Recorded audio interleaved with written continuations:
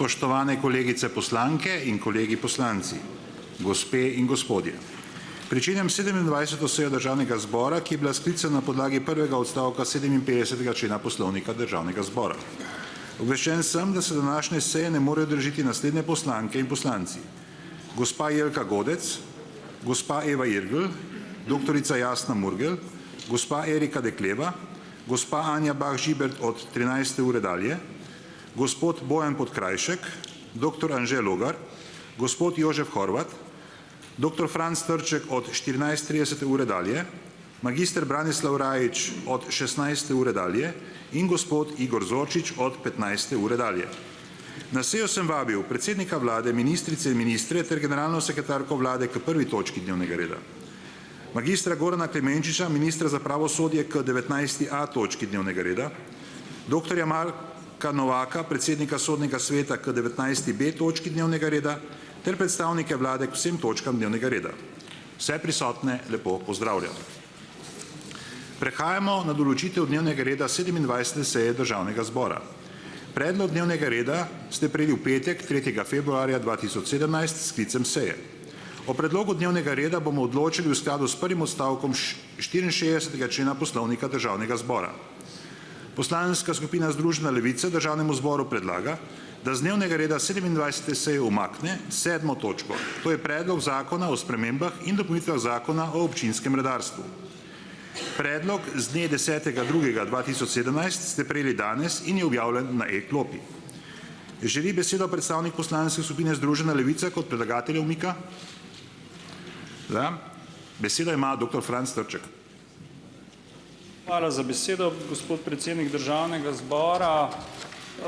Tisti, ki smo bili na seji odbora, se spomnite, da smo po burni in mogoče celo premalo vsebinski razpravi o predhodni točki Zakona o tujcih proti koncu seje obravnavali tudi predlog Zakona o občinskem redarstvu.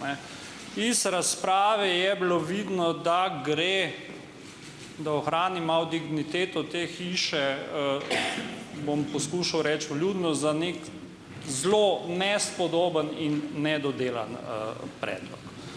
Poslušali smo tudi predstavnico občinskih redarjev in redark, ki je izrazila številne pomisleke.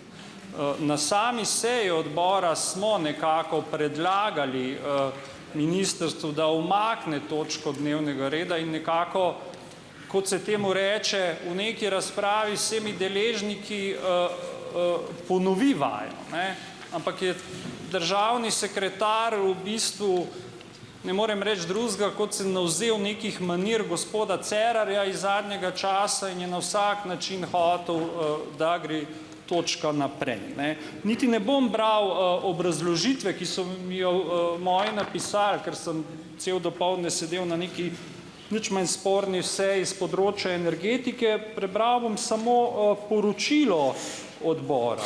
Citiram: glede na navedeno, ZPS ocenjuje, da njihove pripombe ostajajo v celoti utemeljene. Predlog zakona vsebuje ustavno in pravno sistemsko sporne rešitve, česar dodatne obrazložitve ministrstva ne odpravljajo niti ne zmanjšujejo. In v bistvu skozi neko razlago same redarke je bilo zelo jasno, da gre za neko področje, ki ga je po desetletju potrebno temeljito premisliti in urediti.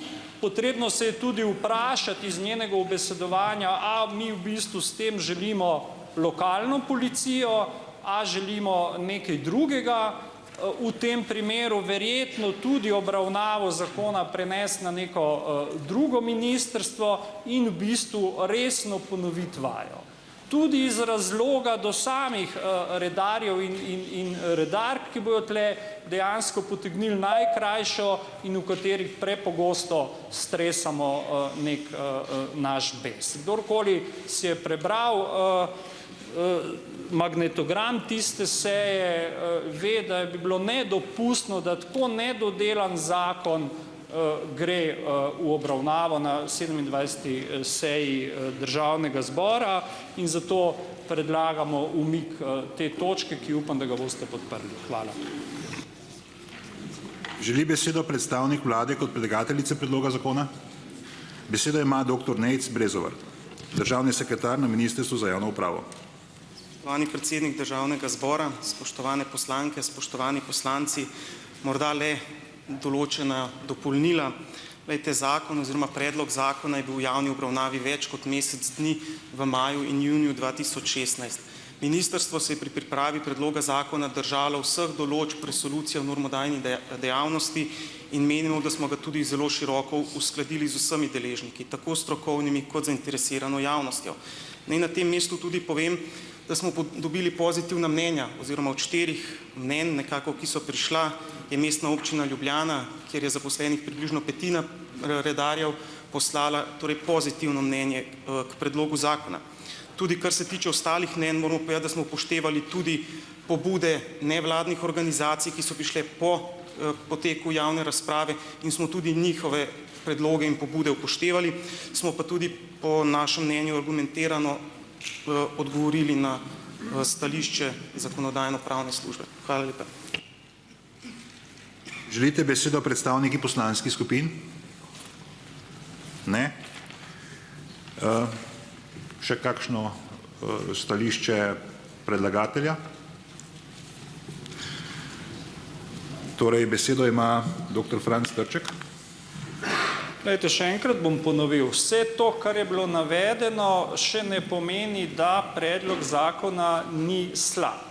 Je v bistvu nedopustno slab, ne dovolj predebatiran, ne dovolj premišljen, kar je bilo opozorjeno strani številnih deležnikov. Seveda si vsaka vlada najde par glasov, ki požegnajo, če se tako izrazim, pravilnost njihove odločitve. Po 2/3 mandata si bom ta mandat kot verjetno edini mandat edinega predsednika, ki bo v tem desetletju mogoče obstal 4 leta, zapomnil po pretirani derogaciji dela Državnega zbora. Zakonodajno telo smo mi, izvršilna oblast ste vi. In če mi ne bi predlagali umik tako slabo pripravljenega zakona, bi dejansko derogirali sami sebe, ne bi opravljali neko naše bistveno poslanstvo. Derogacije grejo celo tako daleč, da vabljenim osebam ne damo možnost pojasnil. Derogacije grejo celo tako daleč, da glasujemo, a bo bivša sekretarka generalna Državnega zbora nam dodatno pojasnila kakšno zadevo. In zdi se mi, da je po 2/3 mandata skrajni čas, da se tovrstne derogacije nehajo. In ta predlog gre dejansko v tej luči. Gre za zakon, ki je preslab, gre za zakon, ki takšen, kot je, pušča odprta še številna vprašanja, je nepremišljen in zaradi tega mislimo, da je zaradi resnosti našega dela, v bistvu vseh 3 vej oblasti in tudi področja, ki ga ureja, nujen umik te točke dnevnega reda, da se zadeva premisli in da se zadeva uredi tako, da bo vsem nam to v dobro. In tudi v tej luči, če končam, da bomo začeli gledati na te redarje ne kot na nekoga, ki nam bojo zaradi vaših narobe parkiranih avtomobilov pobirali denarje, ampak da tudi premislimo, kaj je smisel in pomen te službe, ki, kot sem že prej povedal, ni jasna.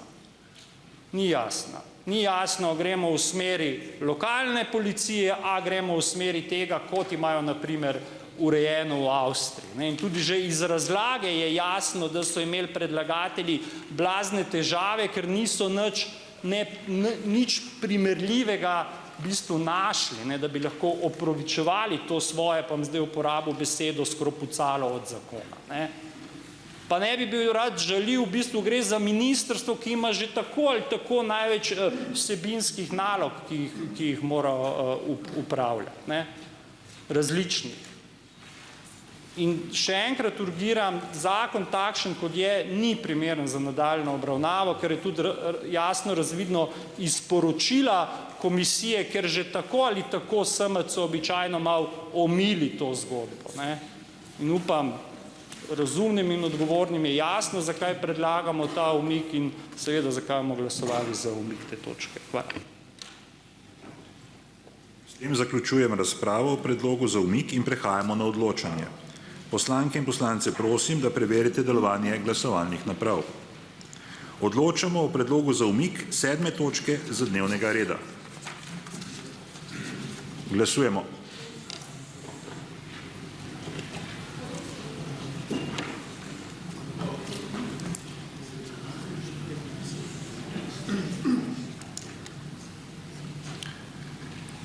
Navzočih je 74 poslank in poslancev. Za je glasovalo 16, proti pa 43. Ugotavljam, da predlog za umik ni sprejet. Predlogov za širitev dnevnega reda seje nisem prejel. Prehajamo na glasovanje o določitvi dnevnega reda v celoti. Zboru predlagam, da za današnjo sejo določi dnevni red, kot ste ga prejeli s sklicem. Glasujemo.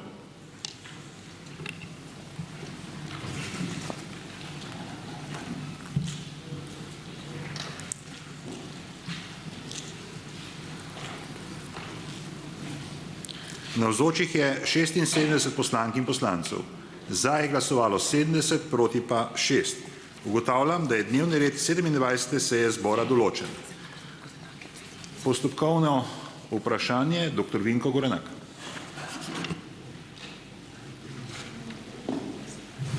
Hvala lepa. Predsednik, v parlamentarni praksi imajo poslanska vprašanja pač svoje mesto. Kar se tiče razmerij med opozicijo in koalicijo, gredo poslanska vprašanja tudi v smeri kontrole opozicije nad koalicijo. Jaz sem 16. junija lansko leto, 8 mesecev nazaj, postavil poslansko vprašanje notranjemu ministrstvu, ki se glasi takole. Šlo je pa za poslansko vprašanje okoli angažiranja Dejana Orninga kot policijskega sodelavca. Namreč vprašal sem, ali je bil Dejan Orning registriran policijski sodelavec. Drugič, prosim za podatek, od kdaj je bil registriran sodelavec, in tretjič, zakaj ste mu z odobritvijo vrha kriminalistične policije izplačali 800 evrov. Kakšni so bili razlogi za prekinitev sodelovanja in kdaj je bilo to sodelovanje prekinjeno.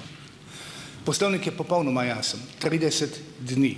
Danes je minilo 8 mesecev, torej zdaj mineva 8 mesecev, odgovora vlade ni. Glede to, da je tukaj predsednik vlade, moram reči, da se jaz po letu 2000 ne spomnim take ignorance. Po letu 2000 jaz mislim, da ni bilo primera, ki bi lahko se zgodil na tak način. Prejšnji teden je vodja poslanske skupine na isti točki dnevnega reda, kot smo zdajle, opozoril na to zadevo. Minilo je mesec dni, zgodilo se ni nič, predsednik. Vi ste takoj, moram poudariti, izjemno korektno reagirali po postavljenem poslanskem, torej po vprašanju proceduralnem predlogu gospoda Tanka in ste vlado opozorili, pa vendarle odgovora ni.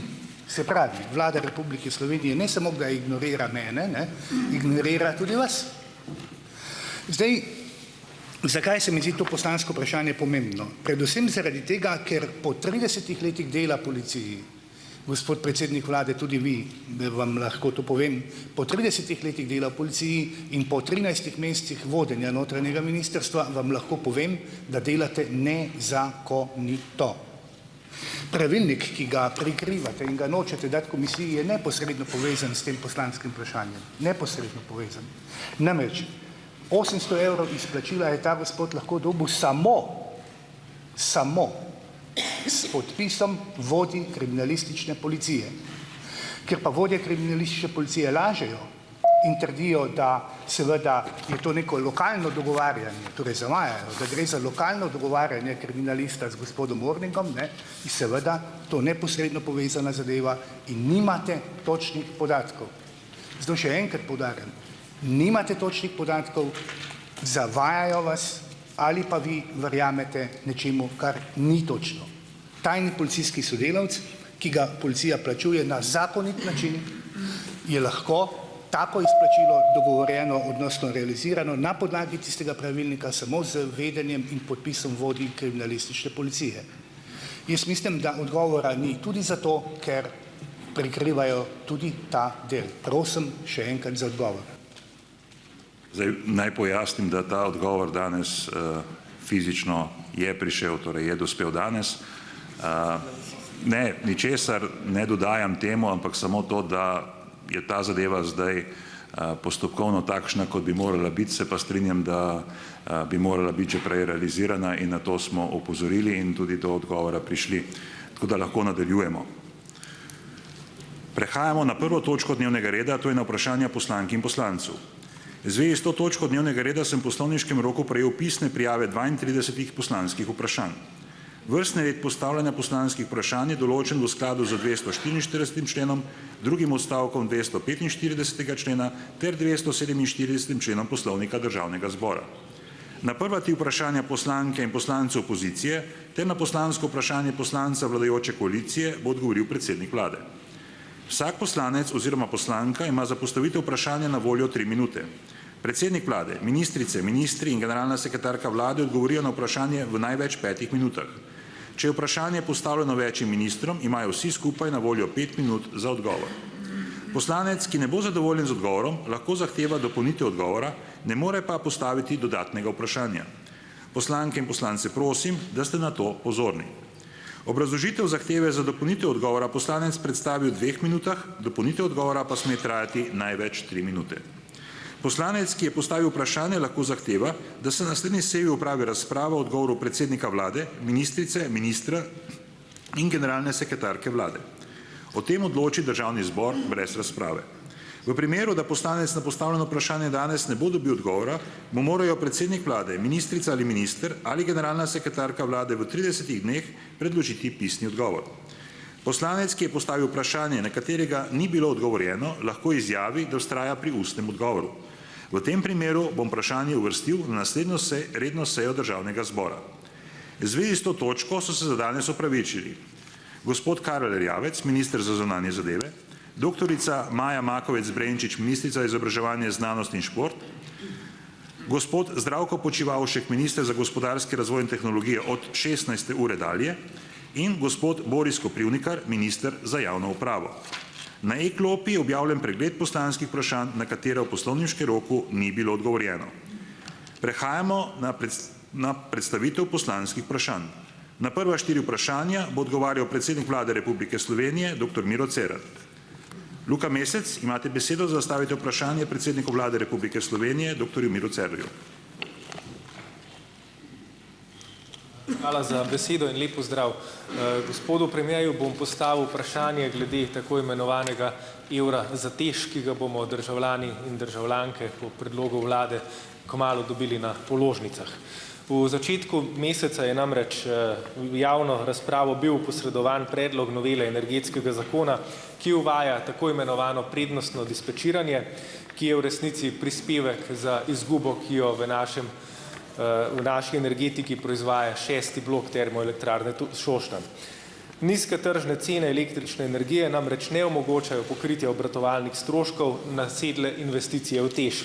Razkorak med tržno in obratovalno ceno pa ste se zdaj očitno namenili pokriti tako, da boste strošek pokrivanja izgube obesili kar državljankam in državljanom na položnicah. Prek tako imenovanega prednostnega dispečiranja naj bi letno zbrali med 25 in 30 milijonov evrov. Zato je moje prvo vprašanje za predsednika vlade, ali ste prepričani, da ni nobene alternative temu? Ali ste zares preiskali vse rezerve, ki jih naša energetika ima? Drugo vprašanje pa se nanaša na okoljski vidik tega. Namreč tukaj gre za neposredno subvencijo v premog, v kurjenje fosilnega goriva, ki proizvaja emisije CO2, segreva ozračje, povzroča marsikatere kronične bolezni, prezgodnje smrti in tako naprej. Glede tega me najprej zanima, ali in na kakšen način je uvajanje tako imenovanega prednostnega dispečiranja skladno z vašo predvolilno obljubo. Namreč takrat ste obljubili, da boste ukinili okolju škodljive investicije in zdaj uvajate okolju škodljive subvencije in zdaj tukaj uvajate subvencijo za premog. Drugo vprašanje glede okoljskega vidika pa se nanaša na Pariški podnebni sporazum. Namreč samo pred parimi meseci smo ratificirali kot država sporazum, ki nam nalaga opuščanje fosilne energije in zmanjševanje fosilnih goriv in emisij CO2.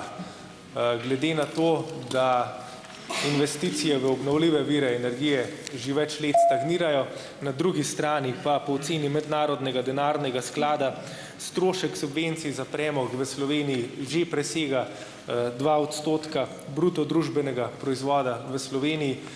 Me zanima, na kakšen način je to skladno s sporazumom, ki ste ga podpisali v Parizu, in na kakšen način nameravate slediti smernicam zmanjševanja emisij CO2, če pa hkrati uvajamo subvencijo za premog v Sloveniji. Hvala. Predsednik Vlade Republike Slovenije, dr. Miro Cerar, imate besedo za odgovor. Hvala lepa, hvala za vprašanje, spoštovani gospod poslanec Mesec. Torej, to vaše vprašanje glede dileme o smiselnosti uvedbe prednostnega dispečiranja preučuje tudi vlada, kajti zavedamo se, da gre za zelo pomembno vprašanje in sicer ga preučujemo v smeri možnih alternativ in seveda posledic uvajanja. Zavedam se, da bi bilo z vidika zagotavljanja zanesljive in kakovostne oskrbe Slovenije z električno energijo tvegano biti preveč odvisen od zagotavljanja sistemskih storitev iz tujine. In ravno zaradi tega vlada poglobljeno preučuje alternative temu ukrepu, ki bi dvignil ceno na položnicah. Rešitve so mogoče znotraj energetskega sistema in HSE, kjer je še veliko prostora za povečanje učinkovitosti. Tako da še posebej sem naložil pristojnim ministrstvom, da v tem smeri iščejo rešitve. Bi pa ob tem poudaril, da od SDH pričakujemo, da bo od HSE izvedel vse potrebne da bo v HSE izvedel vse potrebne ukrepe prestrukturiranja za izboljšanje učinkovitosti delovanja termoelektrarne. Mi si ne zatiskamo oči pred dejstvom, da je cena premoga, ki ga uporablja TEŠ6, še danes precej višja od tiste, ki je ekonomsko smiselna in mogoča.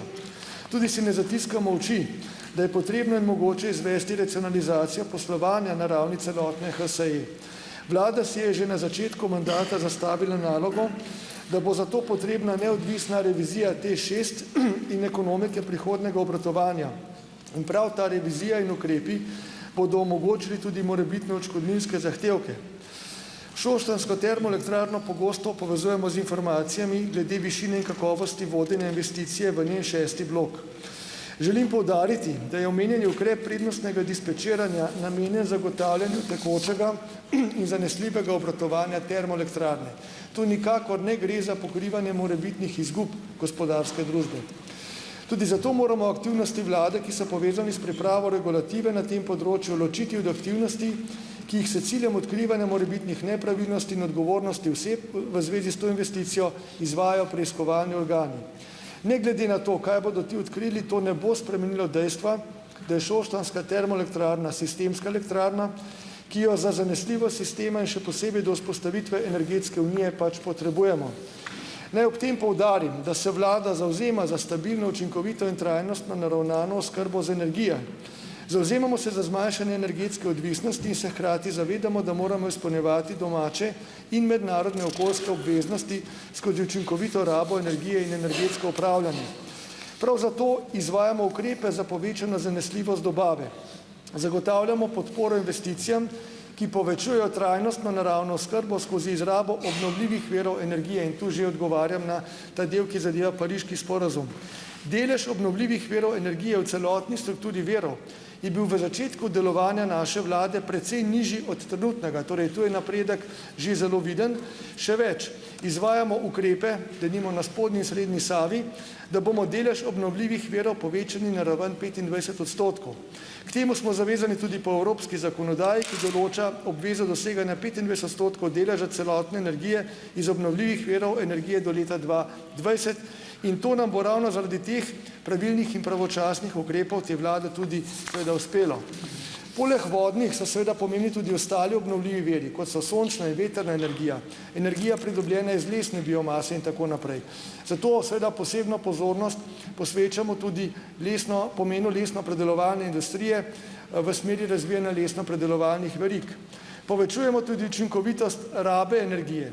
Ne le z energetsko sanacijo zgradb, temveč tudi z drugimi sodobnejšimi pristopi in prav z uporabo pametnih omrežij bomo to učinkovitost seveda še bistveno povečali, kajti uvajanje pametnih omrežij v upravljanje elektroenergetskih omrežij je izredno pomembno z narodno-gospodarskega vidika. Ta omrežja temeljijo na stalni komunikaciji med potrošniki električne energije in proizvajalci, ki mora zagotavljati optimalno komunikacijsko omrežje. Poleg izboljšanja energetske učinkovitosti je pomembno upoštevati tudi zelo velik učinek na zmanjševanje emisij CO2 in na možnost upravljanja z distribuirano proizvodnjo kot posledica povečevanja deleža obnovljivih virov v celotni proizvodnji električne energije. Slovenija namerava glede tega zelo aktivno sodelovati tudi pri upravljanju čezmejnih zmogljivosti. Tudi tu gremo in moramo iti v korak s časom. Tako da vse te in druge aktivnosti vlade vodijo k večji racionalizaciji rabe energije in uresničevanju koncepta zelene Slovenije. Po drugi strani pa se soočamo seveda z dejstvom, da še vedno kljub vsem tem naporom ne zmoremo brez visokega deleža proizvodnje v termoelektrarnah. Toliko, hvala lepa. Luka Mesec, imate besedo, da zahtevate dopolnitev odgovora. Ja, hvala za besedo še enkrat. To, kar premier pravi, nekako ne gre skupaj. Namreč dejali ste, da s ministri iščete rešitve, alternative prednostnemu dispečiranju. Ampak hkrati ste pa predlog že poslali v javno obravnavo. Torej, jaz nekako sklepam po tem, da je bil predlog že poslan v javno obravnavo, da ste vi med sabo že usklajeni in niste našli alternativ. Glede na to, da niste pokazali na nobeno alternativo, ki obstaja, vam bom jaz omenil dve. Prva je, da sta v Sloveniji dva stebra v energetiki. En je HSE, ki predvsem zaradi TEŠ-a proizvaja izgubo. Lani jo je proizvedel 480 milijonov, od tega na TEŠ odpade kar 400 milijonov te izgube. Drugi pa je GEN, ki pa je dobičkonosen, a prav tako v državni lasti. Zato me najprej zanima, zakaj tukaj ne poiščete rezerve, preden greste k položnicam za državljane. Druga zadeva, ki jo je potrebno opozoriti v notranjih rezervah, pa je, da je vaša vlada pravkar šla v deregulacijo cen naftnih derivatov. To bo po eni strani prineslo višje stroške bencina na avtocestah, v urbanih središčih, a hkrati se v oceni predloga omenja kar 60-milijonska luknja na leto v proračunu. Se pravi, tudi tukaj lahko najdemo denar za to, da se pokriva izguba na drugem koncu. To sta dve alternativi, za katere vas prosim, da se opredelite do njih. Kar se okolja tiče, pa moram reči naslednje. Kar ste govorili, se seveda lepo sliši, da se bodo končno gradile hidroelektrarne na srednji in spodnji Savi in tako naprej, a hkrati me moti to, da recimo v predlogu energetskega zakona je pri točki, se pravi posledice za okolje, samo en znak, to je slash, ki ga poznamo iz računalništva in pomeni pač nič. Se pravi, vi pravite, da nova subvencija za premog za TEŠ ne bo imela škodljivih posledic za okolje. In me v tej luči še enkrat zanima, kako nameravate s tako politiko uresničevati podnebne sporazume. Hvala. Predsednik vlade Republike Slovenije, dr. Miro Cerar, imate besedo za dopolnitev odgovora. Hvala lepa. Torej, situacija, ki jo je naša vlada zatekla, ko smo nastopili mandat, pač veste, da ni bila enostavna, predvsem tudi zaradi vseh teh situacij, nedomišljenih in seveda vseh ostalih negativnih posledic v zvezi s TEŠ-om 6. Ampak kljub temu, mi zdaj optimiziramo zadeve in kot sem dejal, iščemo alternativne rešitve prednostnemu dispečeranju. Naj poudarim, da bo zelo jasno, tega niste pojeli, zakon je pač šele v javni razpravi. To je razprava, ki mora ravno prinesti možne alternative, o katerih bomo razmišljali, in jaz pričakujem in celo bi rekel, zahtevam od ministrstva, da tu vse alternative vzame obzir, jih preuči, tudi te, ki jih ponujate poslanci, in da potem najde tisto, ki bo bila resnična optimalna alternativa lahko takšnemu sistemu, kot je trenutno v javni razpravi podan kot predlog. Tako da smo še daleč od tega, da bi vlada vložila predlog zakona. Tu moramo najti prave rešitve in zato seveda pričakujem tu iz javne razprave tudi dobre predloge, predvsem pa tudi na strani ministrstva še dodaten napor, ki ga po mojem posebnem, bi rekel, navodilu zdaj vlagajo v to materijo. Glede okoljevarstvene ozaveščenosti, mislim, da sem pojasnil, ta vlada dela vse, kar more za zeleno Slovenijo, za trajnostni razvoj, za tisto, da bomo že mi in prihodne generacije šli iz dneva v dan v bolj čiste oblike energije, z manj izpustov v zrak in tako dalje. In pojasnil sem v prvem delu odgovora, kako to že počnemo, kako zmanjšujemo škodljive izpuste in kako jih bomo tudi vnaprej. Od tu naprej, ko gre pa za zelo specifično vprašanje glede naftnih derivatov in tako naprej, ki so tudi zadeva različnih resorjev, bodo pa seveda pristojna ministrstva ponudila ustrezne odgovore v prihodnje in kadarkoli boste pač želeli. Hvala lepa. Luka Mesec, imate besedo za postopkovno zahtevo, da se na naslednji seji opravi razprava o odgovoru. Ja, hvala. Zdaj, zaradi izgube, ki jo TEŠ6 proizvaja, šaljivci že pravijo, da je postal prva hibridna termoelektrarna na svetu. Torej taka, ki deloma dela na premog, deloma pa na evre.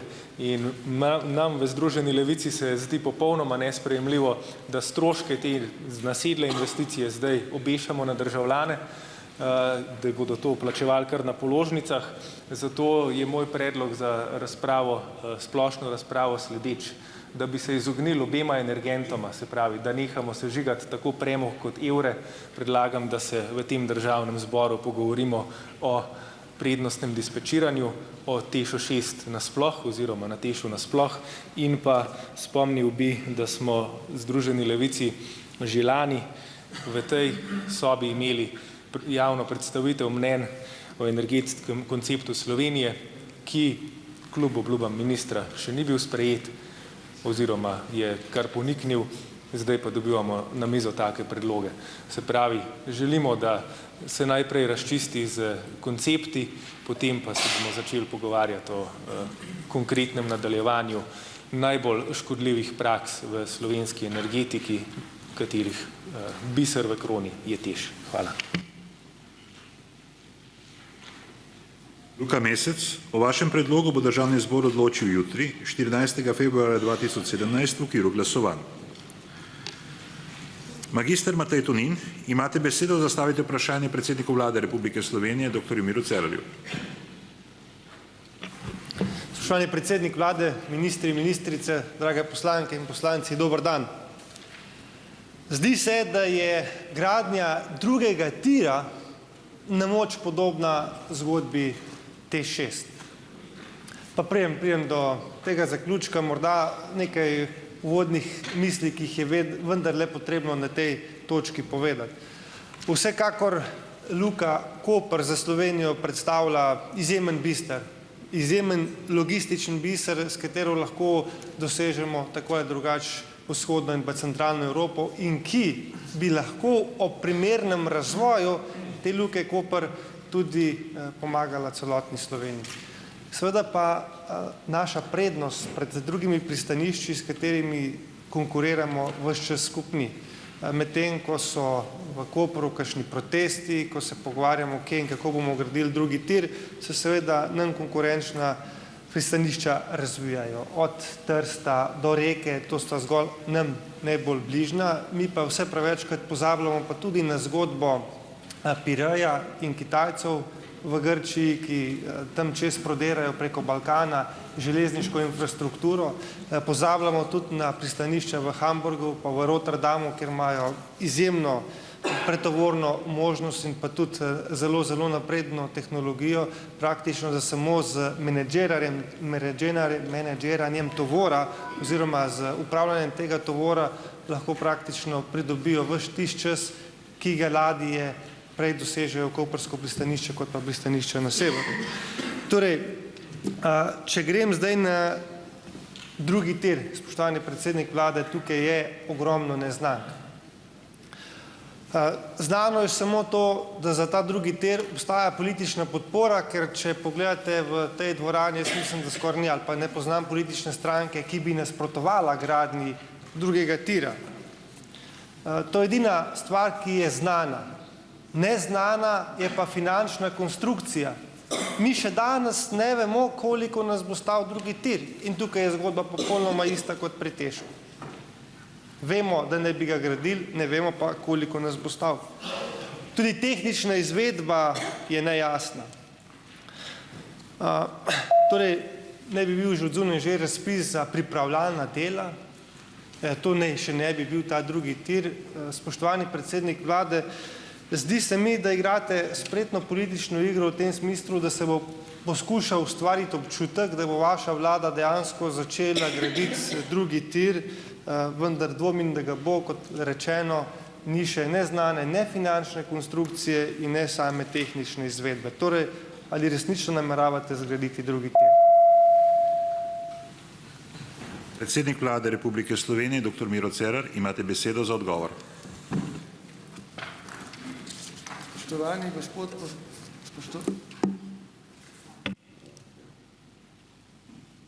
gospod Tonin, hvala za vprašanje. Seveda nameravamo zgraditi ta drugi tir, seveda ga nameravamo zgraditi. Naša vlada ga bo začela graditi in potem se bo gradil tako, da bo v korist Luke Koper, v korist Slovenije in Srednje Evrope in širše. Namreč mi prepoznamo tukaj veliko konkurenčno prednost in gospodarsko priložnost za razvoj države. Imamo odlično strateško lego in ne drži vaša trditev, da se ne zavedamo vsega tega pomena, da na kaj pozabljamo, ne bo držalo. Mi smo stalno v stiku s številnimi državami iz Azije, Bližnjega vzhoda in širše, ki jim vsakič znova preko naše gospodarske diplomacije, pa tudi osebnih srečanj, tudi sam, povemo za Luko Koper, jih vabimo sem. In naj vam povem, da je Luka Koper v letošnjem mesecu januarju dosegla rekorden pretovor kontejnerjev. Samo v zadnjih letih ta obseg pretovora aktivno narašča in presega rast v konkurenčnih lukah severnega Jadrana. Po zadnjih letih je v 2016 pretovor dosegel 22 milijonov ton, stopnja rasti pa je bila 6,3% in to je zelo velik uspeh vseh deležnikov, seveda tudi predvsem Luke Koper. In ta konkurenčna prednost in ostalo mora biti izrabljena. Zato je ta vlada po toliko časa, ko se ni nič zares premaknilo, naredila prvi ključen premik in ta premik bo omogočil Luki Koper nadaljnjo rast in razvoj, seveda s tem logističnim in infrastrukturnim vložkom, predvsem s pretovorom preko drugega tira. Ta proga, gradnja te proge bo tehnično zelo zahtevna. Vemo, da bo na 28 kilometrih razdalje treba premagati skoraj 400 metrov nadmorske višine, gre za zelo zahteven projekt in zato bo trajal približno 6 let. Mi bomo zadevo peljali tako, kot bom povedal. Poglejte, treba je začeti zdaj. Mi smo marca lansko leto ustanovili projektno družbo 2TDK, pridobili gradbeno dovoljenje, ki je postalo pravnomočno maja 2016. V pripravi je zakon, ki bo v nekaj mesecah verjetno tu v Državnem zboru in upam sprejet, ki bo uredil pravne podlago za izvedbo investicije. Ob uspešni zagotovitvi finančnih virov lahko do konca letošnjega leta pričnemo s pripravljalnimi deli. Razpis za njihovo izvedbo pa bo objavljen sredi leta. Razpis za dela na trasi načrtujemo konec letošnjega leta do sredine leta 2018, torej do sredine leta 2018 pa se bo pristopilo k realizaciji glavnega projekta, ki bo potem seveda trajal, kot sem rekel, nekaj let. Finančna konstrukcija temelji na predvsem izdatnem financiranju iz evropskih programov, iz instrumenta za povezovanje Evrope, ki je ključni evropski program za subvencioniranje jedrnih evropskih transportnih omrežij, in iz kohezijskega sklada. Kot veste, bo prispevek proračuna, ki je predviden v znesku 200 milijonov evrov kot kapitalski vložek v projektno podjetje, prav tako zelo pomemben. Seveda smo en del sredstev že dobili iz Evrope in jih porabili za gradnjo izvlečnega tira, ki je začetek drugega tira, kar se že dogaja v praksi. Projekt drugi tir pa nameravamo realizirati tudi z udeležbo zainteresiranih zalednih držav v kapitalu projektnega podjetja, o čemer se v tem trenutku še pogovarjamo. In seveda naj samo povem, da okvirno 30% finančnih virov bo zagotovljenih s kreditom Evropske investicijske banke, ki je najbolj primerna, da zagotovi kredit z dolgo odplačilno dobo med 25 in 30 leti. Za sofinanciranje izgradnje drugega tira in tako imenovanega izvlečnega tira, kot sem rekel, so bila sredstva že pridobljena, to je dolžina 1,2 km. V preteklem tednu smo oddali 2 vlogi za pridobitev evropskih sredstev za sofinanciranje pripravljalnih del in v nadaljevanju je predvidena pridobitev evropskih sredstev tudi za sofinanciranje glavnih del.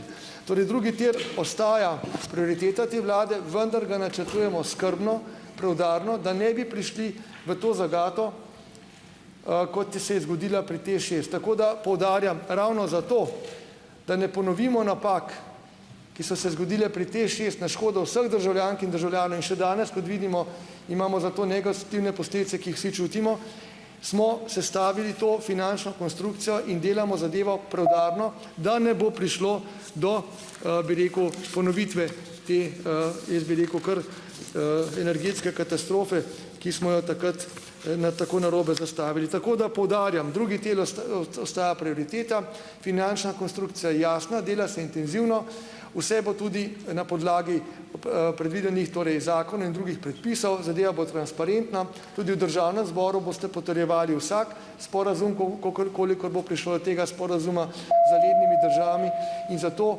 mislim, da smo zdaj res na dobri poti in verjamem, da bomo letos naredili prve tudi opazne premike že na terenu in zato se mi zdi, da je to res zelo nujna zadeva, pri kateri verjamem, da bomo vsi sodelovali. Magister Matej Tonin, imate besedo za zahtevate dopolnitev odgovora. Spoštovani predsednik vlade, morda se nisva čisto dobro razumela. V tistem delu, ko govorite, da je Luka Koper izjemno pomembna in da je drugi tir ključen za strateški razvoj Luke Koper, se seveda strinjava. Velike probleme pa imamo mi pri sami gradnji oziroma načinu gradnje tega drugega tira. In tukaj lahko popolnoma odkrito povemo, da se zgodba, čeprav vi pravite, da je skrbno in preudarno vse skupaj načrtovano, da v praksi zadeve tako ne izpadajo. Poglejte, finančna konstrukcija je še vedno nejasna. Ker če bi mi imeli danes finančno konstrukcijo, bi natančno vedeli, koliko nas bo drugi tir stal. Tako pa se v javnosti pojavljajo številke od milijarde evrov. Stroka z Jožetom P. Damenom na čelu govori, da bi bilo možno drugi tir sfinancirati za 683 milijonov evrov. Zdi pa se mi, da je en pomehen detalj, ki ga pa ali namenoma spregledate ali pa se o njim ne želi govoriti. Zaenkrat se govori o pripravljalnih delih, to še ni drugi tir. In sami ste lepo povedali, da ta pripravljalna dela se ne bi delala konec leta 2017 in v začetku leta 2018. Dejanska trasa drugega tira je pa že izven vašega mandata. In vsakdo, ki je gradbinec, ve, da potrebujete najprej gradbeno dovoljenje, da zadeve lahko začnete graditi. Jaz imam pa občutek, da mi še niti ne vemo, kakšne bodo tehnične rešitve tega drugega tira. A bojo v tunelih 2 tira, ali bo eden, ali bo potniški in tovorni promet, ali bo samo eden promet. Skratka, veliko je tukaj neznank. Zato najverjetneje ni odveč vprašanje, če lahko še enkrat poveste bolj natančno v številkah, kakšna je zdaj končna cena drugega tira in kakšna je finančna konstrukcija tega drugega tira. Predsednik vlade Republike Slovenije, dr. Miro Cerar, imate besedo za dopolnitev odgovora. Hvala lepa. Stvari so organizirane, urejene in načrtovane skrbno. Gradbeno dovoljenje imamo. To sem že nekolikokrat poudaril tudi ravno prej. Vi pravite, imamo velike probleme pri načrtu. Velike probleme imamo, ampak še večje so očitno imeli v prejšnjih mandatih vse vlade, ker niso naredile nobenega resnega koraka v to smer. Mi gremo zdaj končno v to smer in to zelo transparentno in zato pričakujem, da bomo seveda tu sodelovali, ne pa si stalno metali polena pod noge. Vlada je zagotovila, da je bila prva ocena predračunske vrednosti projekta 1,4 milijarde evrov. To so nam dali na mizo, ko smo prišli v to zgodbo. Po reviziji, ki smo jo izvedli mi, za stroko, ki je nadvse kompetentna, je bila ta cena ustrezno znižana. In projektno podjetje 2TDK je izdelalo investicijski elaborat, s katerim se je seznanila vlada in proračunska vrednost projekta je zdaj znižana na vrednost pod 1 milijardo evrov. Okrog 200 milijardov evrov smo znižali na podlagi tehničnih optimizacij in znižanja cen in verjemite mi, da vse te tehnične zadeve, in to so skrbno načrtovane, ampak to niso zadeve, o katerih bi se pogovarjali javno v parlamentu, tukaj je za strokovna vprašanja, ki bodo tudi predmet bodočih pogodb, zato seveda o tem ne moramo govoriti javno. In drugič smo znižali ceno za 200 milijonov evrov z mehanizmom obrnjene davčne obveznosti in prihrankov DDV. V tej vrednosti je upoštevana tudi eskalacija cen v času izgradnje, kar je za projekt, ki se bo rodil okoli 6 let, pomemben element predračuna. In vsa dela se bodo oddajala tudi na osnovi mednarodnih razpisov in tako naprej, skratka, ker ni časa. Vse je skrbno načrtovano, da ne bo prišlo do, bi rekel, finančnih zagat, da bomo šli po nekem načrtu, ki bo uresničljiv, ki ga bomo uresničili. Tako da verjamem pa, da bo tem še dovolj debat in predvsem bi prosil, da se ne manipulira javnost z nekimi ocenami, ki jih ta ali oni strokovnjak takole malo, brez pravih podatkov, da v javnost in se potem vsi zagrabijo njih. Tukaj so pristojne institucije, pristojne in kompetentne revizijske ustanove šle skozi projekt in ugotovile to, o čemer sem zdaj govoril. Tako da to bi bil moja dopolnitev odgovora. Hvala. Magister Matej Tonin, imate besedo za postopkovno zahtevo, da se na naslednji seji opravi razprava o odgovoru.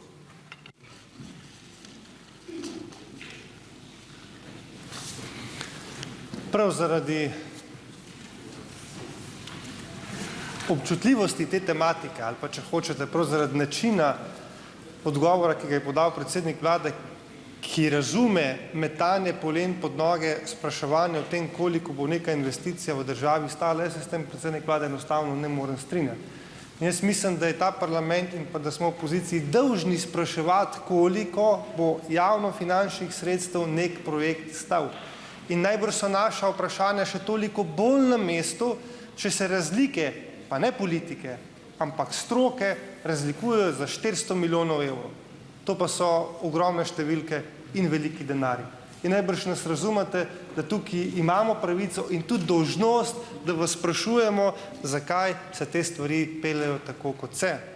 In ta razprava v tem parlamentu, ki jo zahtevamo v skladu s poslovnikom, je potrebna ravno zaradi tega, da ne bo kdo čez 6 let govoril, saj nisem vedel, saj nismo bili zraven, vse je bilo politika izvršenih dejstev, zadeva je bila tako daleč pripeljana, da poti nazaj ni bilo več.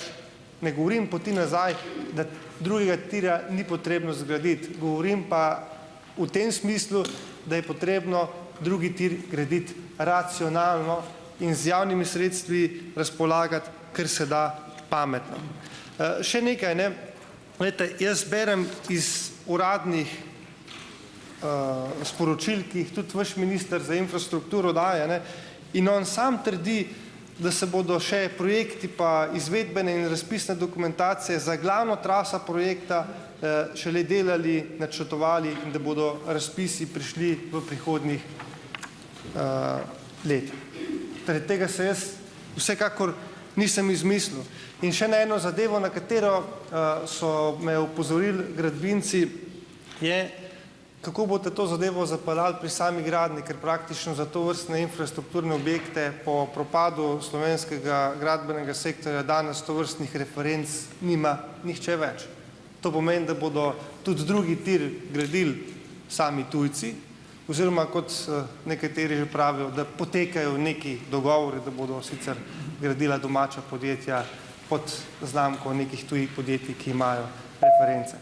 To so vsa vprašanja, s katerimi bi se moral ukvarjati ta parlament, s katerim bi se moral ukvarjati tudi vi, predsednik vlade, in predvsem infrastrukturni minister, in dati na zahteva javnosti ali pa tudi, če želite, stroke, konkretne ali pa zelo jasne odgovore. Reči samo, projekt se pelje skrbno in preudarno, zato pa ne dati nobene argumentacije, na drugi strani ti pa stroka na kolikih listih argumentira, da je projekt 300 milijonov evrov preplačan, razumite me, da je razprava potrebna.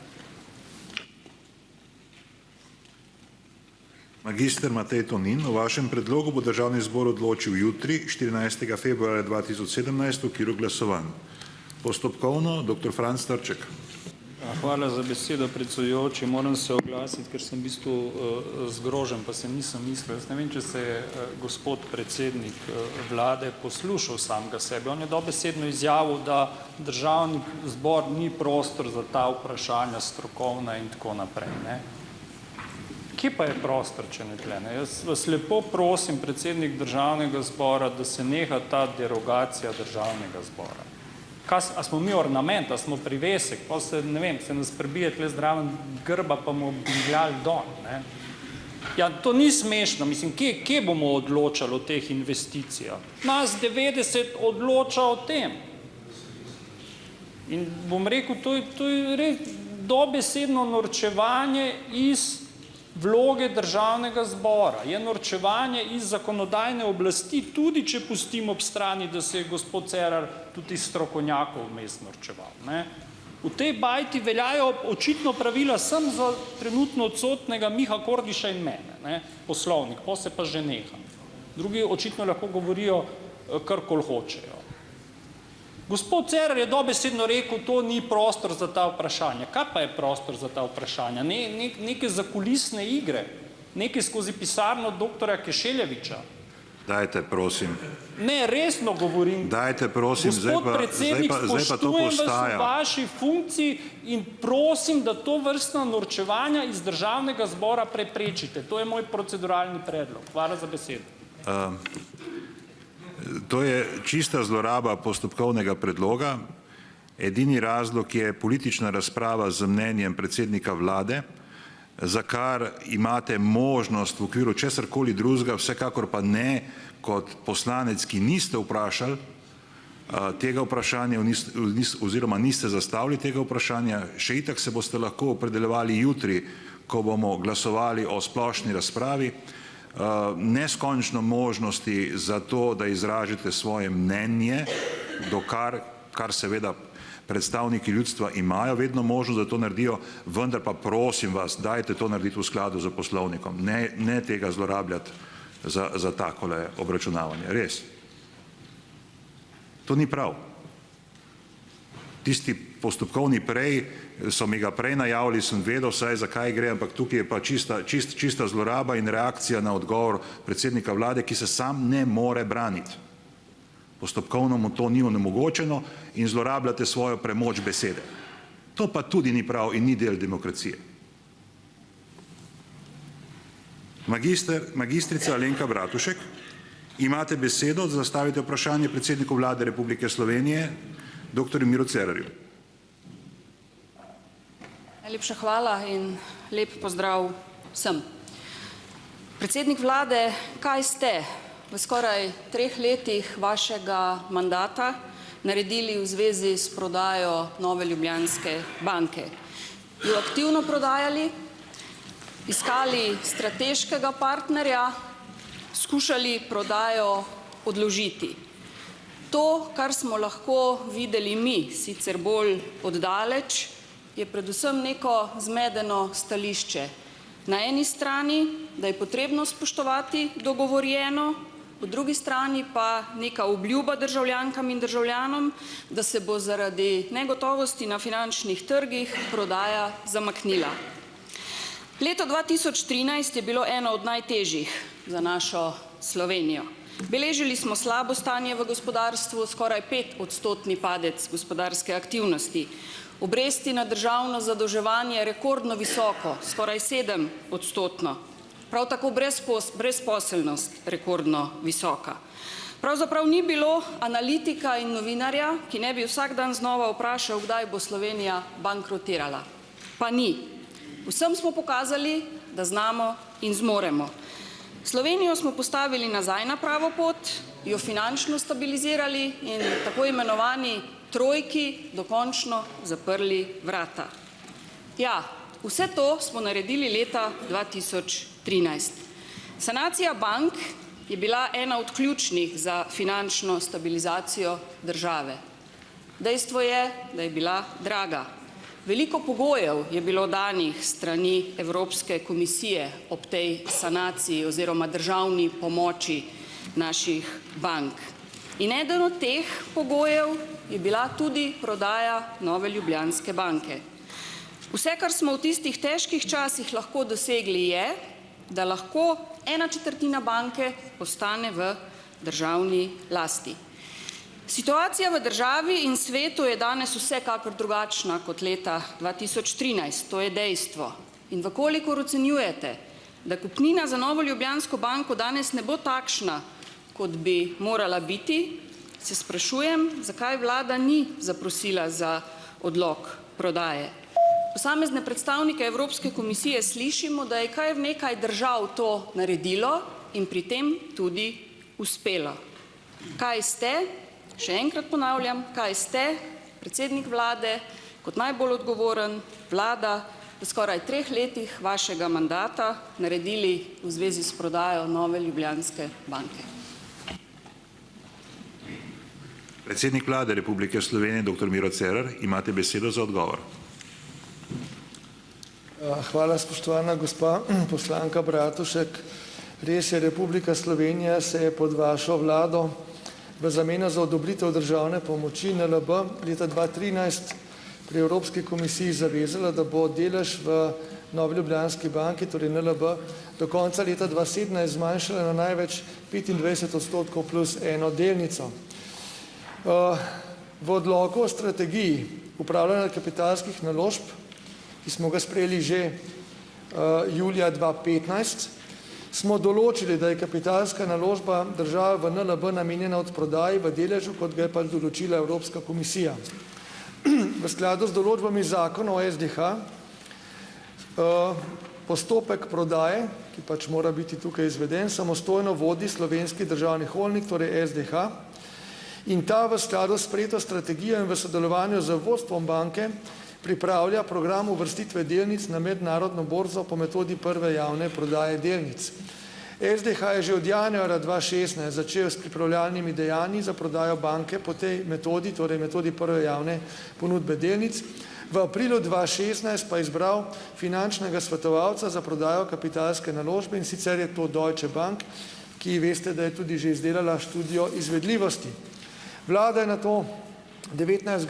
januarja 2017 na seji že podala tudi soglasje k letnemu načrtu upravljanja kapitalskih naložb za leto 2017, ki ga je skladno z zakonom pripravil SDH. In SDH v letošnjem letu predvideva nadaljevanje aktivnosti v zvezi s prodajo delnic NLB. Na nedavnem sestanku ministrice za finance s komisarko za konkurenčnost pri Evropski komisiji so pogovori tekli tudi glede izpolnjevanja zavez v primeru NLB, ki jih je Slovenija dala v postopku odobritve državne pomoči NLB. Ta sestanek je bil namenjen predvsem temu, da bi v sodelovanju z Evropsko komisijo ugotovili, kateri pristop pri nadaljnjem izvajanju zavez je najbolj primeren. Zaveze seveda kot takšne v tem trenutku ostajajo nespremenjene. Ministrica in komisarka pa sta se dogovorili za nadaljnje tesno sodelovanje pri spremljanju njihovega izvajanja. Podaljšanje roka za prodajo NLB ali druge spremembe zavez niso bile predlagane in SDH nadaljuje z aktivnostmi s ciljem, da bo prodajni postopek zaključen v roku. Želim pa poudariti, da seveda ob tem, kar sem povedal, ste zavezo Bruslju, da bo NLB prodan do konca leta, dali prav vi, seveda vaša vlada. In kot predsednik te vlade, ki mora to zavezo realizirati, pričakujem, da bo ta prodaja sa strani SDH, kajti tega ne izvaja vlada, to prodajo vodi SDH, da bo torej ta prodaja izpeljana tako, da davkoplačevalci ne bodo utrpeli še večje škode in da bo dosežena največja možna kupnina, ki bo v največji možni meri predstavljala povračilo davkoplačevalskih sredstev za dodeljeno državno pomoč leta 2013. Hvala lepa. Magistrica Alenka Bratušek, imate besedo, da zahtevate dopolnitev odgovora. Ja, saj sem vam sama povedala, ja, zaveza je bila ob sanaciji bank leta 2013 dogovorjena v obliki, da 1/4 banke lahko postane državna. To je bilo tistega leta pač največ, kar smo lahko dosegli. Januarja 2016 naj bi SDH začel s postopki, aprila 2016 naj bi izbral finančnega svetovalca.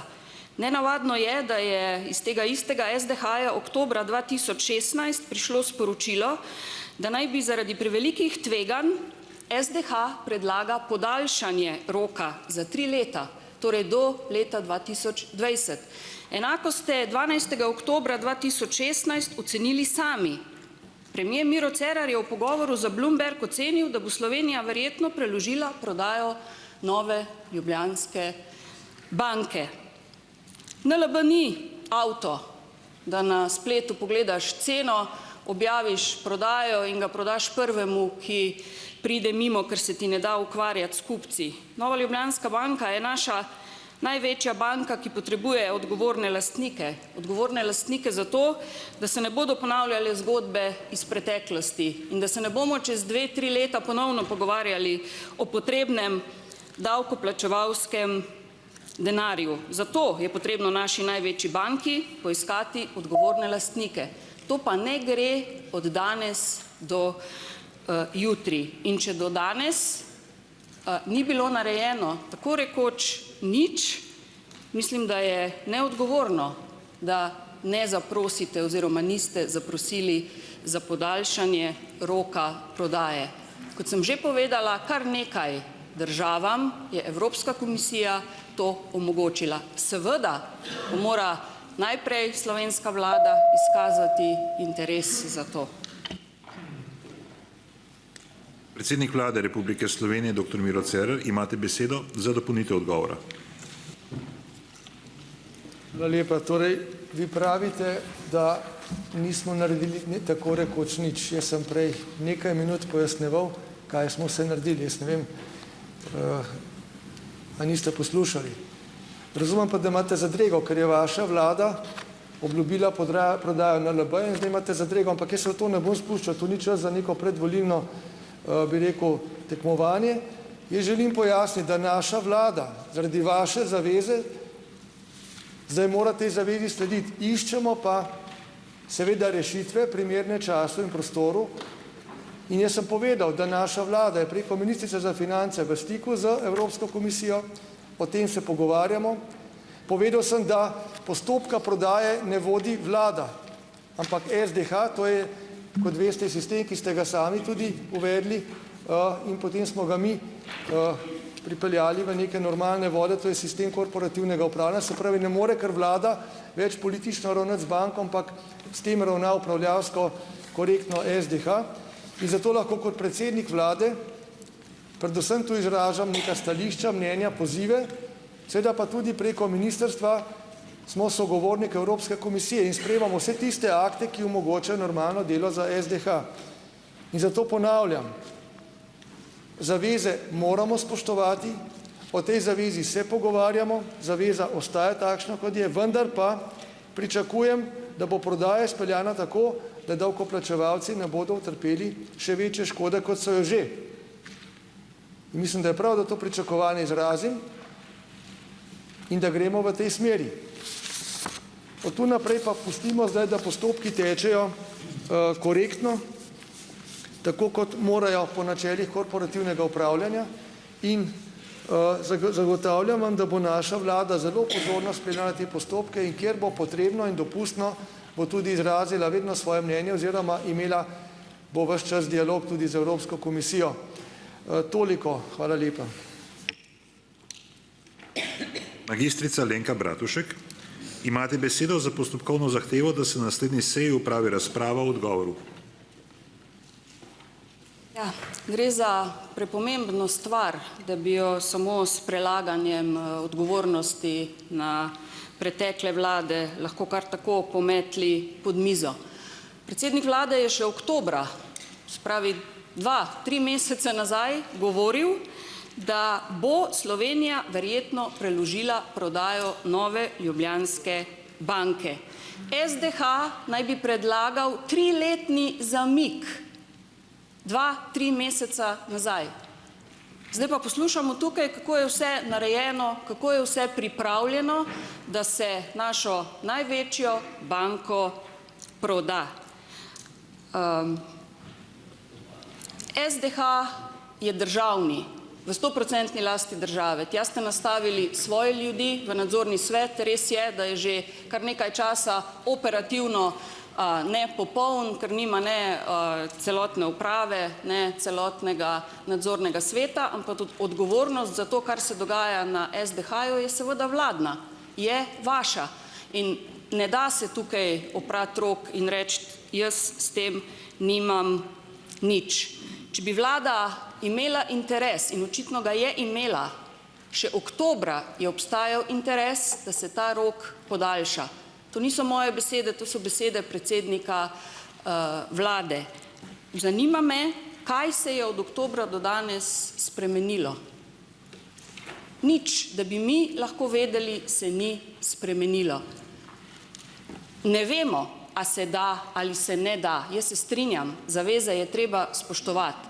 Ampak Evropska komisija je pri kar nekaj državah, v primeru Italije se naj bi to zgodilo celo pri 4 bankah, spremenila svoje odločitve. Ampak, gospod predsednik, je najprej Evropski komisiji treba dati neko pobudo in željo. Vi ste tisti, ki ste začeli razlagati, da se zaradi brexita situacija na finančnih trgih spreminja in da bo zato Slovenija morala ukrepati. Pa ni. In zato je kriva in odgovorna ta vlada. Tudi sama si želim, da davkoplačevalci ne bi še večjega bremena, kot so ga morali ob sanaciji bank kriti. Ampak je treba biti na tem področju aktiven. In zato, spoštovane kolegice in kolegi, mislim, da je prav, da se o postopkih prodaje Nove Ljubljanske banke, kaj, kako, zakaj ne, pogovorimo tudi v Državnem zboru. Magistrica Alenka Bratušek, o vašem predlogu bo Državni zbor odločil jutri, 14. februarja 2017, v okviru glasovanj. Gospod Franc Jurša, imate besedo, zastavite vprašanje predsedniku Vlade Republike Slovenije, dr. Miru Cerarju. Hvala za besedo. Vsem lep pozdrav. Spoštovani gospod predsednik, takoj bom vam zastavil vprašanje. Ali ste naklonjeni, da se prispevna stopnja v pokojninsko blagajno izenači delodajalci in delojemalci?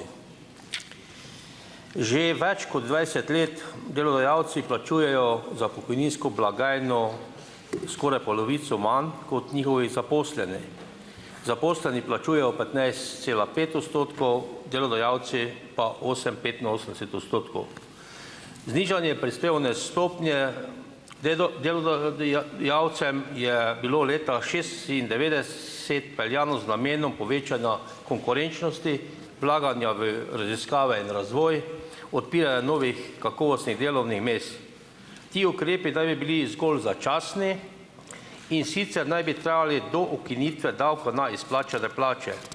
Slednji se je ukinil že v času med leti 2006 in 2009.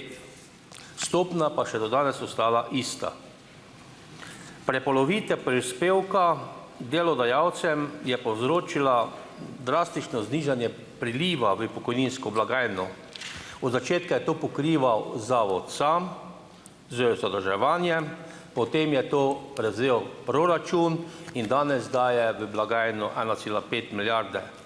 Vkolikor bi se prispevna stopnja izenačila, bi priliv od delodajalcev bil za 850 milijonov evrov večji. V vseh letih finančne in gospodarske krize smo nadaljevali z pomočmi gospodarstvu, sektorju, ki je na nek način pri drugih zadevah pa smo seveda varčevali. Predvsem tu mislim tudi na pokojnine. Država je z varčevanjem potisnila ob zid tudi upokojence, se je luknja v pokojninsko blagajno se znižala in pa se je dejansko tudi na njihovih plečih potem zadeva reševala. Danes je čas gospodarske rasti, tudi nadaljne napovedi so dobre. Obeta se nova pokojninska reforma, izhajajoč iz bele knjige prevladuje teza o staranju prebivalstva in prezgodnjem upokojevanju. Zato naj bi menda bilo nujno zaostriti pogoje za upokojitev. Nihče pa ne govori o tem, kako povišati priliv v pokojninsko blagajno, ki bi pripomogel k izboljšanju vzdržnosti sistema in zmanjšanju transfera iz proračuna. Ukrep pomoči gospodarstvu izpred 20 let po moji oceni ni dal pričakovanih rezultatov, saj se je ta odpustek skupaj z vsemi drugimi nadaljnimi spodbudami in olajšavami v bistvu prelevil v zasebne žepe in ustvaril tajkune. S tako prispevno stopnjo smo unikum v Evropski uniji, razen Nizozemske, ki ima nekako prilike isto prispevno stopnjo kot Slovenija. Predsednik Vlade Republike Slovenije, dr. Miro Cerar, imate besedo za odgovor. Hvala lepa, spoštovani gospod poslanec Jurša. Gre res za kompleksno situacijo in želim poudariti najprej, da se je pred leti znižanje prispevne stopnje za pokojninsko in invalidsko zavarovanje doseglo svoj namen. Podatki kažejo, da se je delež vlaganj v raziskave in razvoj glede na BDP strani podjetij in države konstantno dvigoval in to tudi v času največje krize, ko ni upadel po 2%. Tako da večje vlaganje v raziskave in razvoj dokazano prispeva k povečanju konkurenčnosti in zaposlovanja. Je pa dejstvo, da struktura davkov v Sloveniji ni optimalna. Z davki in prispevki je nadpovprečno obremenjeno delo, podpovprečno pa premoženje in dohodek pravnih oseb. In pri obremenitvi dela izstopajo prispevke za socialno varnost, saj je obremenitev z dohodnino pod povprečjem Evropske unije, obremenitev s prispevki pa je nadpovprečna. Enako kažejo tudi podatki o davčnem primežu iz OECD. Ta primež je v Sloveniji višji, kot je povprečje v OECD, pri čemer glavni vir obremenitve predstavljajo prav prispevki za socialno varnost. Zdaj, v vladi si seveda želimo predvsem spodbujati, poleg vsega ostalega, tudi dvig konkurenčnosti poslovnega okolja, da bomo imeli več dela, višjo gospodarsko rast, tudi potem več za vse in zato dodatne obremenitve na strani prispevkov ta hip ne izgledajo kot pravi ukrep, čeprav seveda o tem bo zagotovo tekla še diskusija. Moramo se tudi zavedati, ko ste sami rekli, da so demografski učinki staranja prebivalstva v Sloveniji med najbolj izrazitimi in težavnimi v Evropi. In v času priprave bele knjige o pokojninah je bil med drugim kot eden od skrajnih ukrepov preučen tudi ukrep zvišanja prispevnih stopenj, tako zavarovanca kot delodajalca. Rezultati so pokazali, da zgolj povišanje prispevne stopnje delodajalca nazaj na 15,5%, da bi skupna prispevna stopnja znašala 31%, medtem ko sedaj znaša 24,3%, ne bi bilo zadostno za zagotovitev vzdržnosti pokojninske blagajne. Za dolgoročno vzdržno pokojninsko blagajno bi se morala zvišati tudi prispevna stopnja delojemalcev na skupno prispevno stopnjo 34,4%. Tukaj je potrebno ponovno poudariti, da je bil to kot preučen zgolj skrajni ukrep, ki pa ni sprejemljiv in zato tudi ni bil umeščen v okvir končne verzije bele knjige o pokojninah. In kot alternativni predlog bela knjiga zdaj obravnava možnost zniževanja prispevnih stopenj delojemalcev ob zagotavljanju dodatnih virov za financiranje pokojninske blagajne. In tu se ponujajo predvsem trije pristopi. Najprej po načelu vsako delo šteje v popolni meri, bi se prispevki plačevali do vsakega dohodka iz dela, ne glede na pravno razmerje in se na to upoštevali tudi pri izračunu višine pokojnine. Potem po univerzalnem načelu bi se davki kot prispevki plačevali po ekonomski zmožnosti zavarovancev in se bi v breme pokojninskega sistema delno preneslo, bi se to breme preneslo tudi na posameznike, ki pridobivajo dohodek iz kapitala in seveda vemo, da bomo uvedli demografski rezervni sklad, ki bo tukaj tudi prispeval. Bi pa rekel tako, da ne glede na demografske trende, ki so v Sloveniji dejansko zelo močni, v negativnem pomenu, če gledamo z vidika, ki ga zdaj obravnavamo, bi za vzdržnost pokojninske blagajne zadostovali samo alternativni vir financiranja, bi v primeru, da bi za vzdržnost pokojninske blagajne zadostovali samo alternativni vir financiranja, potrebne tudi določene spremembe na trgu dela. In tu dejansko se bo treba resno pogovoriti o možnosti podaljšanja delovne aktivnosti starejših nad 55 let, ki je v Sloveniji namreč še vedno ena najnižjih teh omejitev starostnih. Potem se bo treba jasno posvetiti zagotovitvi kvalitetnih delovnih mest z višjo dodano vrednostjo ter seveda storiti še več na področju ozaveščanja javnosti glede staranja prebivalstva. Tako da o tem bo, kot veste sami, v koaliciji, pa tudi verjamem, da v celotnem političnem prostoru v prihodnje, predvsem pa v letošnjem letu tekla intenzivna razprava in verjamem, da bomo skupaj našli tiste optimalne rešitve, ki bomo jih potem v prihodnjih letih lahko uveljavili v dobro vseh naših državljanov in da presežemo te negativne demografske trende z ustreznimi ukrepi. Hvala lepa. Gospod Franc Jurša, imate besedo, da zahtevate dopolnitev odgovora. Hvala. No, jaz takoj v začetku naj povem, naprimer, da demografski sklad v roku 20 let ne bo mogel dati nobenega prispevka k pokojninam upokojencev. Dejstvo pa je tudi, da imamo v državi 1/3 upokojencev nad oziroma pod pragom revščine in da seveda o tej zadevi moramo temeljito razmisliti. Dejstvo je tudi, da povečane prispevne stopnje delodajalcev bi lahko šel v izračun pokojnine. Zdaj izračun višino pokojnine gre samo tisti del, katerega plačujejo delavci. Vkolikor bi ta del, ki ga bi plačevali delodajalci, všteli v to, potem bi pomenilo, da bi imeli tudi višje upokojenci višje pokojnine. Solidarnost pa bi naj pokrivala država. Jaz sem povedal prej, da bi 850 milijonov na ta način, kolikor bi se prispevna stopnja izenačila z delavci, zbrali več sredstev za pokojninsko blagajno. Pa da samo v primerjavi povem nekaj držav Evropske unije, kakšne so prispevne stopnje in koliko kdo plačuje.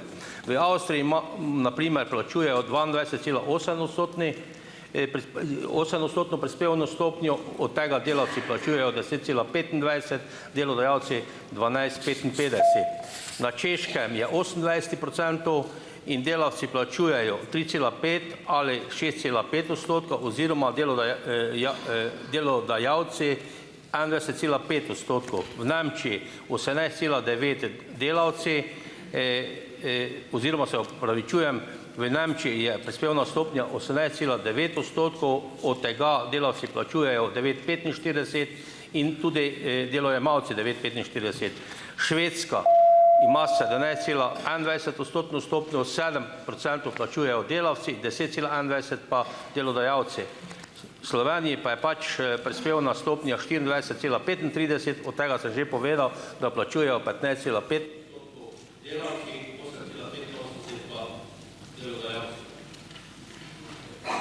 Predsednik Vlade Republike Slovenije, dr. Miro Cerar, imate besedo za dopolnitev odgovora.